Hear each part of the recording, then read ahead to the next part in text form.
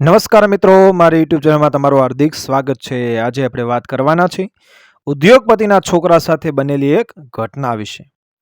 ભણવામાં ખૂબ જ હોશિયાર એવો અતિ શ્રીમંત ઘરનો એક નવ યુવક કોલેજના અંતિમ વર્ષની પરીક્ષાની તૈયારી કરી રહ્યો હતો. એના પિતાએ એ વિસ્તારના સૌથી ધનવાન અને પ્રતિષ્ઠિત ઉદ્યોગપતિ હતા. છોકરો પણ ભણવામાં ખૂબ તેજસ્વી હતો. એક દિવસ જમવાના ટેબલ પર થતી વાતચીત દરમિયાન એના પિતાએ પૂછ્યું કે પરીક્ષાની તૈયારીઓ કેવી ચાલે છે. એના જવાબમાં દીકરાએ જવાબ આપ્યો કે ખૂબ જ સરસ, અને કદાચ યુનિવર્સિટીમાં પ્રથમ નંબર આવી જાય તો પણ નવાય નહીં. બાપ આ સાંભળીને ખૂબ ખુશ થયો. થોડી વાર પછી એ યુવકે ફરી પૂછ્યું કે પિતાજી, જો મારો પ્રથમ નંબર આવે તો ફલાણા શોરૂમમાં રાખવામાં આવેલી હોન્ડાની નવી સ્પોર્ટ કાર મને ભેટમાં આપશો ખરા? બાપે હા પાડી. એના માટે તો આવી કારની ખરીદી એ રમત વાત હતી. પેલો યુવક ખૂબ રાજી થઈ ગયો. એ કાર ખરેખર તો એના માટે ડ્રીમ કાર હતી, સપનાની કાર હતી. એનો વાંચવાનો ઉત્સાહ અનેક ગણો વધી ગયો. મહેનતુ અને હોશિયાર તો એ હતો જ. એ ઉપરાંત એણે સાચા અર્થમાં તનતોડ મહેનત શરૂ કરી દીધી. રોજ કોલેજથી આવતા જતા એ પેલા શોરૂમ પાસે ઊભો રહી હોન્ડા સ્પોર્ટ્સ કારને બે ક્ષણ જોઈ લેતો. થોડા દિવસો પછી જ આ કારના સ્ટીયરિંગ પર પોતાની આંગળીઓ ફરતી હશે એ વિચાર માત્ર એને રોમાંચિત કરી દેતો. એણે આ અંગે પોતાના મિત્રોને પણ વાત કરી રાખી હતી. ધારણા પ્રમાણે જ એની પરીક્ષા ખૂબ જ સરસ રહી. યુનિવર્સિટીમાં એ પ્રથમ આવ્યો છે એવી જાણ થતાં જ એણે કોલેજ પરથી પોતાના પિતાને ફોન કરી દીધો. પોતાના ભેટની વાત પણ એણે યાદ કરાવી દીધી. પછી એ ઘરે જવા નીકળ્યો. જેમ જેમ ઘર નજીક આવતું ગયું તેમ તેમ એના ધબકારા વધવા લાગ્યા. પોતાના આંગણામાં ગોઠવાયેલી સ્પોર્ટ્સ કાર કેવી સરસ લાગતી હશે એની કલ્પના કરતો એ ઘરે પહોંચ્યો. કમ્પાઉન્ડનો દરવાજો ખોલીને એ આંગણામાં એણે નજર નાખી, પણ પેલી કાર ક્યાંય દેખાઈ નહીં. એ થોડોક નિરાશ અને ઉદાસ થઈ ગયો. કદાચ કારની ડિલિવરી પછી લેવાની હશે તેમ વિચારીને ઘરમાં દાખલ થયો. નોકરે એને આવીને કહ્યું કે શેઠ સાહેબ એમના રૂમમાં એના આવવાની રાહ જુએ છે. દોડતો એ પિતાજીના રૂમમાં પહોંચ્યો. એના પિતાજી જાણે એના આવવાની રાહ જ જોઈ રહ્યા હોય તેવું લાગ્યું. એના આવતા જ એમણે ઊભા થઈ એ યુવકને ગળે વળગાડ્યો. અમીર બાપનો દીકરો હોવા છતાં બાપના પૈસે તાગડધીના કરવાને બદલે દિલ દઈને ભણવાવાળા દીકરા માટે એમને કેટલું બધું ગૌરવ છે એવું પણ કહ્યું. પછી સુંદર કાગળમાં વીંટાળેલું એક નાનકડું બોક્સ એને આપીને કહ્યું, દીકરા, આમ જ આગળ વધતો રહે એવા મારા આશીર્વાદ છે. આ લે, તારા માટે મારા તરફથી ઉત્તમ ભેટ. એટલું કહી બોક્સ દીકરાના હાથમાં આપી તેઓ પોતાના કામે એ જવા નીકળી ગયા. પિતાના ગયા પછી દીકરાએ બોક્સ ખોલ્યું.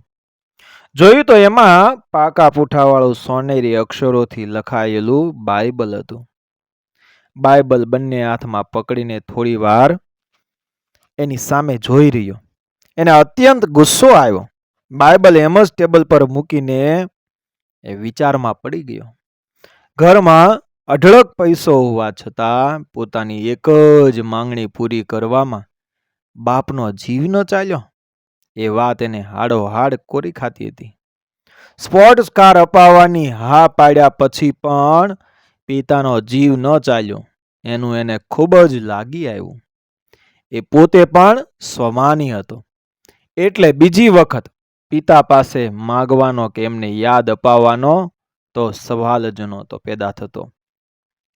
ઘણો વખત વિચાર કર્યા પછી એણે કાગળ લીધો.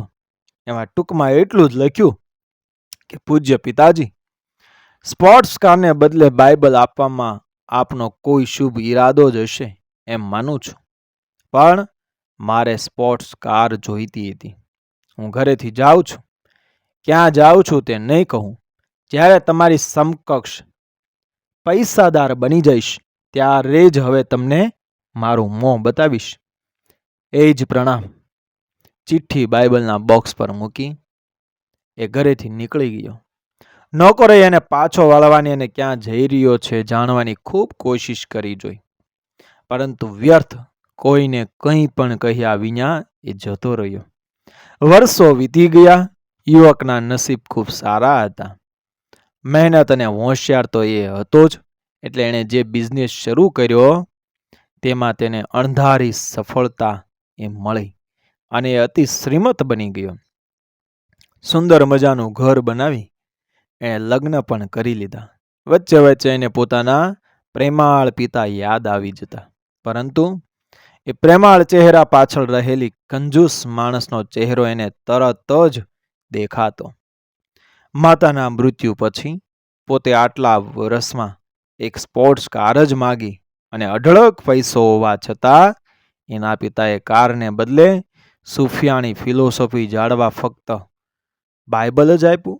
એ યાદ આવતા જ એનું મન કડવાશથી ભરાઈ જતું. પરંતુ એક દિવસ વહેલી સવારથી જ ન જાણે કેમ એને એના પિતાની યાદ ખૂબ જ આવતી હતી. હવે તો એ ઘણા વૃદ્ધ પણ થઈ ગયા હશે. કંઈ નહીં તો એમની સાથે વાત તો એ કરવી જ જોઈએ. વૃદ્ધ માણસોને સંતાનોના અવાજથી પણ શાતા વળતી હોય છે. પિતા સાથે ફોન પર વાત કરવાની એને અતિ તીવ્ર ઈચ્છા થઈ આવી. આમય સમયની સાથે દરેક ગુસ્સાનું કારણ નાનું થતું જાય છે અને એકાદ દિવસ એવો પણ આવે કે માણસને એમ થાય કે અરે, આવા નાના અને વાહિયાત કારણ માટે આપણે આટલા બધા ગુસ્સે થયા હતા. આવું જ કંઈક એ યુવાનની સાથે એ બની રહ્યું હતું. એણે ફોન લઈ પોતાના ઘરનો નંબર ઘુમાવ્યો. સામા છેડે જ્યારે કોઈએ ફોન ઉંચક્યો ત્યારે તો એના ધબકારા ખૂબ વધી ગયા હતા. પિતાજી સાથે પોતે કઈ રીતે એ વાત કરી શકશે? એની અવઢવ સાથે એણે હેલો કહ્યું, પણ એને નિરાશા સાંપડી. સામા છેડે એને પિતાજી નહોતા, પણ ઘરનો નોકર હતો. નોકરે કહ્યું કે શેઠ સાહેબ તો અઠવાડિયા પહેલા અવસાન પામ્યા. તમે પોતાનું સરનામું જણાવેલ નહીં, એટલે તમને જાણ શી રીતે કરી શકાય? પણ મળતા સુધી તમને યાદ કરીને રડતા હતા. એમણે કહેલું કે તમારો ફોન ક્યારેય પણ આવે તો તમને બધો કારોબાર સંભાળવા બોલાવી લેવા, એટલે તમે આવી જાઓ. પેલા યુવક પર તો જાણે વજ્રઘાત થયો. પોતાના પિતાને એમની છેલ્લી ક્ષણોમાં પણ એ મળી ન શકાયું. એ વાતની વેદના એના હૈયાને વલોવી નાખ્યું. પણ હવે શું થાય? પોતાના ઘરે પાછા જવાની ઈચ્છા સાથે એણે સકુટુંબ વતન તરફ પ્રયાણ કર્યું. ઘરે આવીને સીધો જ એ પોતાના પિતાના રૂમમાં ગયો. એમની છબી સામે ઊભા રહેતા જ એની આંખો વરસી પડી. થોડી વાર આંખો બંધ કરીને એમ જ ઊભો રહ્યો.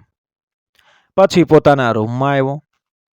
એની બધી જ વસ્તુઓ બરાબર અને વ્યવસ્થિત રીતે ગોઠવાયેલી હતી. પિતાજી ચોખ્ખાઈ અને સુઘડતાના ખૂબ જ આગ્રહી હતા. એ બરાબર દેખાઈ આવતું હતું. એવામાં એની નજર પોતાના ટેબલ પર પડેલ સોનેરી અક્ષરવાળા બાઇબલ પર પડી.